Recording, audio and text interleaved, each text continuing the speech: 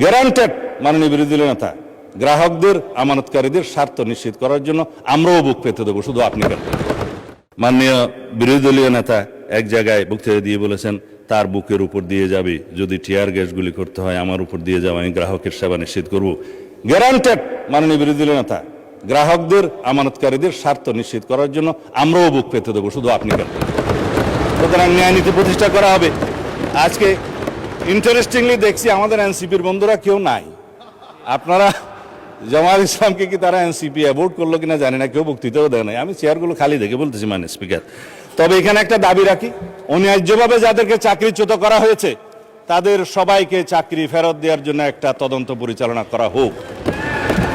আর যাদেরকে রাজনৈতিক বিবেচনা চাকরি দেওয়া হয়েছে তাদের কয়টা সঠিক নিয়োগ হয়ে গেছে সে বিষয়েও তদন্ত করা হোক।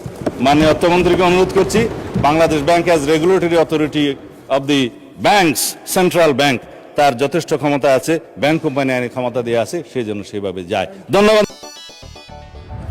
আপনারা দেখছেন প্রবাস বার্তা।